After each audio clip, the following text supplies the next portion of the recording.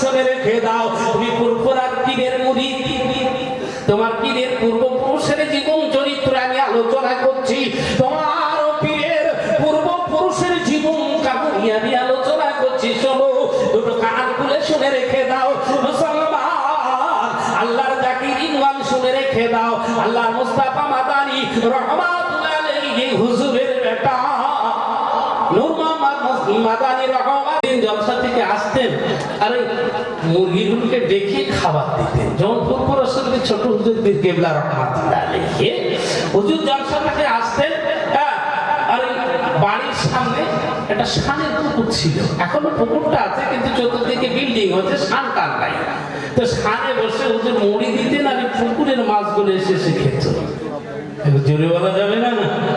আর হুজুরের ইন্তেকালে হুজুরের শোকে কাতলা মাছগুলো মাথা ঠুকে ঠুকে মারা গেছে। এই ইতিহাস জানা আছে তো, শুনেছেন?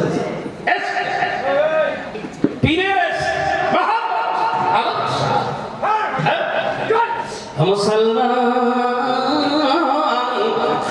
আমি টুক টুক টুক টুক করে আলোচনা করছি, শুনে রেখে দাও। আমার আল্লাহর ওলি হযরত মুস্তাফা মাদানী রাহমাতুল্লাহ আলাইহির জীবন চরিত্র, জীবন কাহিনীটা বলছি শোনো। হুজুর বাড়িতে মুরগি পুষতে ভালোবাসতেন, ছোট বড় অনেক মুরগি হয়েছে।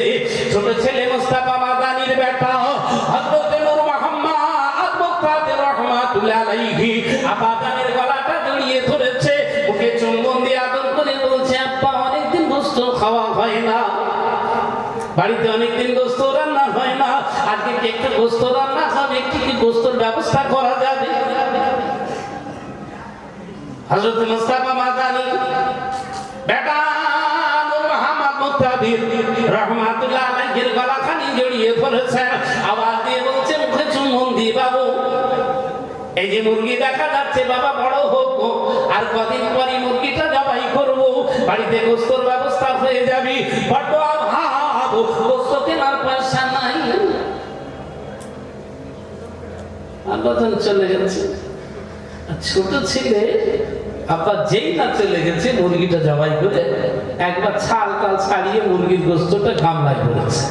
আব্বা গোশত খাওয়া হবে না, হ্যাঁ কবে মুরগি বড় হবে তাই খাবো? পীরে পীরে লড়াই,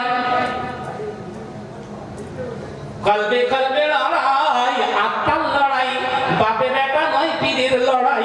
আল্লাহ পাক কোরআনে বলেছেন, বিসমিল্লাহির রহমানির রহিম, আলা ইন্না আউলিয়াল্লাহি লা খাউফুন আলাইহিম ওয়া লা হুম ইয়াহজানুন। যারা আমার বন্ধু হয়ে যায়, যারা নাকি আমার মহব্বত হয়ে পড়ে যায়, যারা নাকি আমি আল্লাহ আমার দোস্ত হয়ে যায়, তাদের অন্তরে কোনো ভয় থাকে না। এই অন্তরে ভয় নয় রে বাবা, এই ভয় পাওয়ার জায়গা নয়।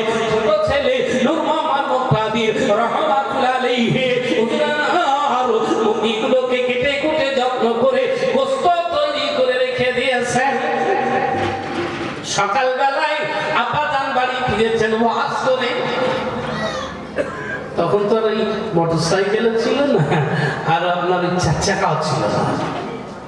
তখন হুজুর কখনো বা গরুর গাড়িতে যেতেন বা অন্য কোনো যানবাহনে যেতেন, রাতে ফিরতে পারতেন না, সকালবেলা ফিরতেন। আর সকালবেলায় ফিরে হুজুরের একটা অভ্যাস, ওই মুরগিগুলোকে খাবার দিতেন, শখের মুরগি। হুজুর ডাকছেন, মুরগি আয় আয় আয় আয়, সব এসেছে, একটা মুরগি নাই। কি ব্যাপার, এত মুরগি ছিল, এই মুরগিটা গেল কোথায়? আর নচেল তারা মুরগি, মুরগি কোথায়? খাচ্ছে, এক্ষুনি বেটাকে তো মারবে, ঝান্ডা খুলে দেবে, মেরে কি করি? অন্তর অন্তর লাঠি নিয়ে দিকে দিকে ঢুকছে, কাজ তো ছোট ছেলে, মা তো চমকে গেছে, তো জবাই করে মুরগিগুলো তো কেটে কুটে তছনছ করেছে, হবেটা কি? মাথা নিচু করেছে, কোনো যাবে না। হুজুর বুঝতে পেরেছেন আমার ছোট ছেলে এই নূর মোহাম্মদ মুক্তাদির ছাড়া কারো কাজ হতে পারে না। কোথায় গেল মুক্তাদির? এ পাড়া ও পাড়া লাঠি নিয়ে তাড়ায়, এ পাড়া ও পাড়া লাঠি নিয়ে খোঁজে, কিন্তু মুক্তাদিরকে পাওয়া যায় না। মুসলমানেরা যে আল্লাহর হয়ে যায়, আমার আল্লাহ তার হয়ে যায়। কথা শুনে নাও ও মুসলমান। নূর মোহাম্মদ মুক্তাদির রাহমাতুল্লাহ আলাইহি দৌড়ে দৌড়ে দৌড়ে দৌড়ে ঘরের ভিতরে পৌঁছে গিয়েছে। ঘরের ভিতরে পৌঁছে যে এমনি অবস্থাতে যে পাটিতে গোশতগুলো টুকরো টুকরো করে কাটা ছিল, যে গামলার ভিতরে গোশতগুলো পিস পিস করা ছিল, ওই গামলাটা দিয়ে দাঁড়িয়ে দাঁড়িয়ে আল্লাহকে বলে, আল্লাহ আল্লাহ আল্লাহ, আমি আল্লাহ আপনার হুকুমে এই মুরগিটা জবাই করে পিস পিস করেছিলাম, কিন্তু আপনি তো বলেছেন যে আপনার হয়ে যায়, আপনি তার হয়ে যান। আমি মুস্তাফা মাদানির বেটা, মুস্তাফা মাদানি আমায় লাঠি দিয়ে খুঁজে মারবে, আব্বাজানের মার সহ্য করতে পারবো না। ও আল্লাহ, তাই আপনার হুকুমে গোশতগুলো আমি ছুঁড়ে ফেলে দিলাম। এই গোশতগুলো থেকে আপনি পুনরায় মুরগি বানিয়ে দিন। কিতাবের ভিতরে লেখা রয়েছে, যেই না বলা ওই না চলা, আমার আল্লাহর কুদরতি কামেলায় ওই গোটা গোশতগুলো পুনরায় জীবন্ত মুরগি তৈরি হয়ে যায়। জীবন্ত মুরগি, জি বাবা, যাতা জিনিস নয়। কার পীরের কথা বলছি? লোকে তো বলে শুধু দাদা পীরের গল্প বলে, আর কিছু বলে। দাদা পীরের গল্প নাই বা বললাম, দাদা পীরের পূর্বপুরুষের গল্প বলছি।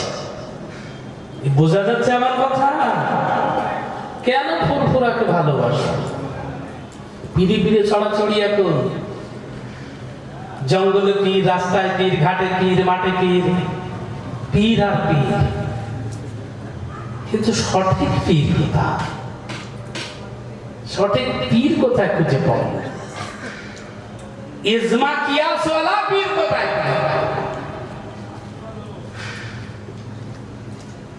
জঙ্গলে পীর, মাঠে পীর, ঘাটে পীর, সুরে পীর, পীর আর পীর।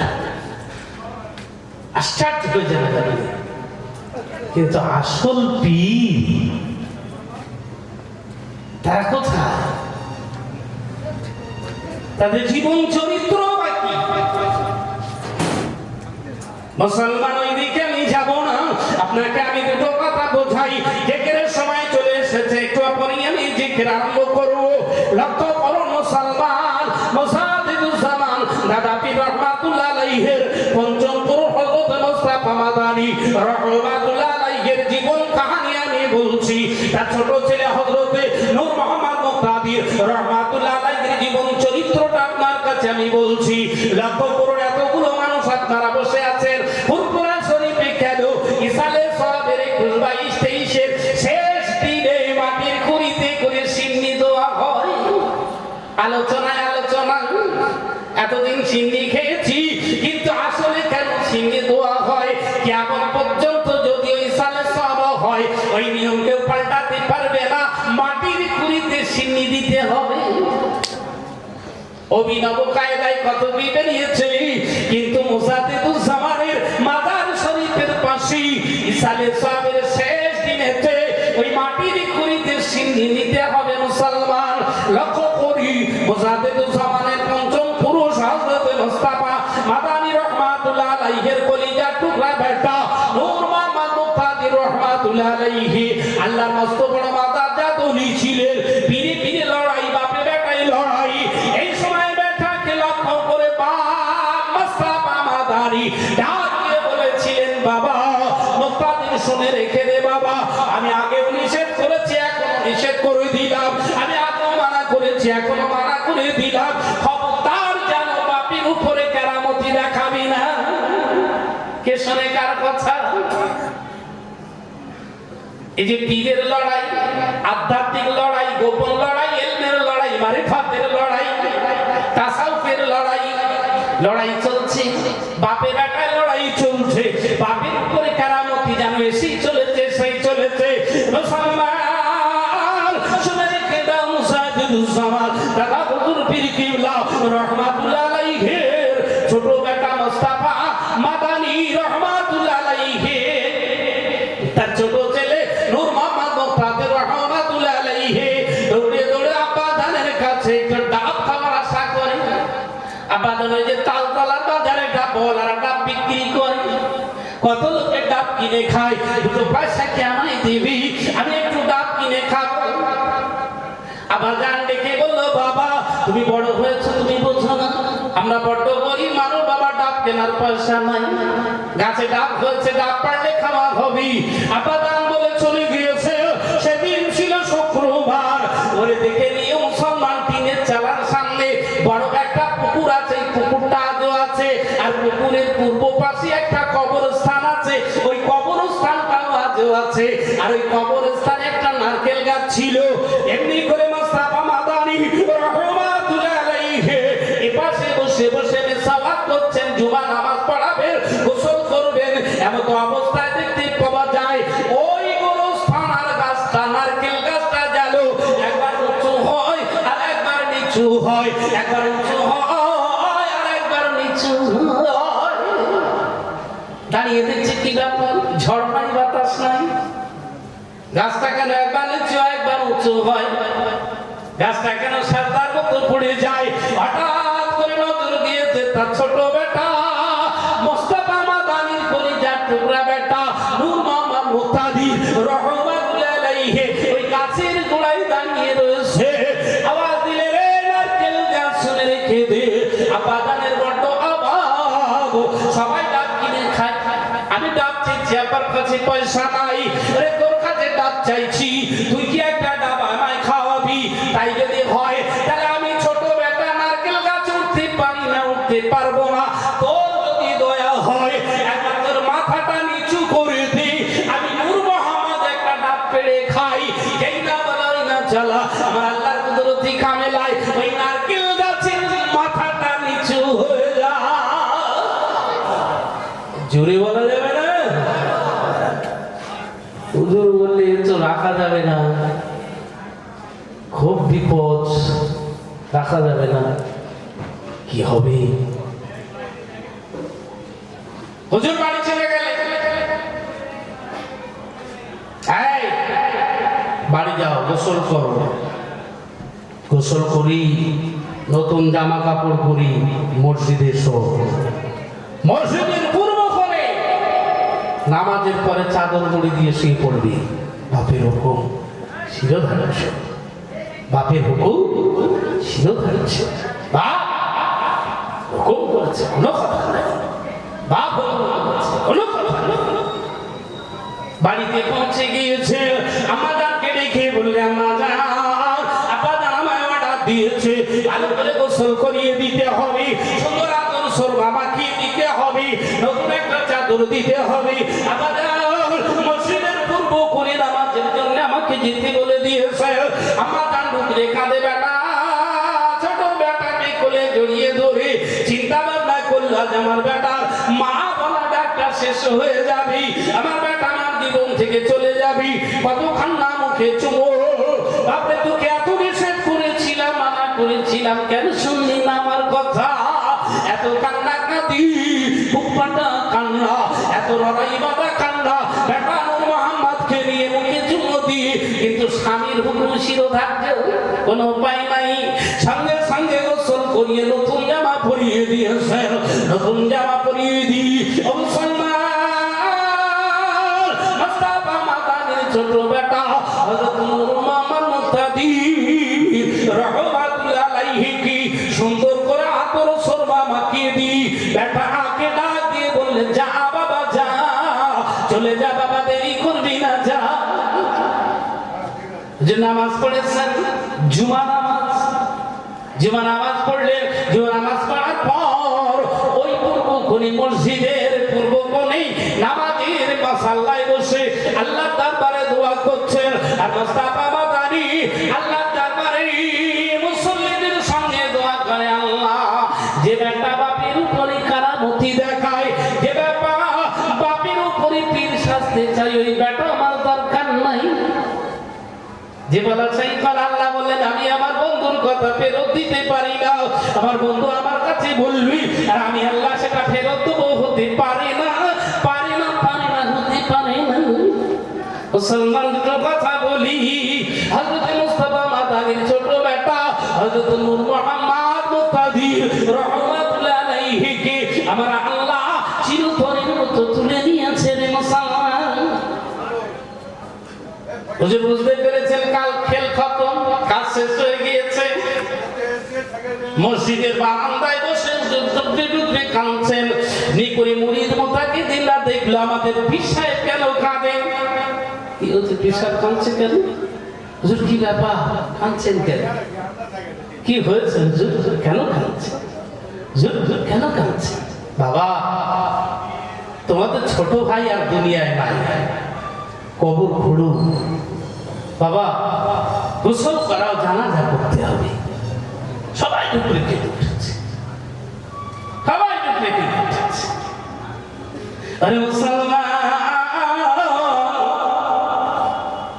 ওই গোয়ালা পাড়ায় একজন বিধবা গোয়ালিনী, একজন বিধবা গোয়ালিনী আছে। আর ওই বিধবা গোয়ালিনীর একটা দুধের গাই ছিল।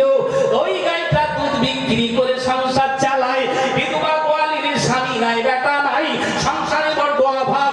ওই গায়ের দুধ বিক্রি করে সংসার চালায়। সেদিন কি হলো জানেন?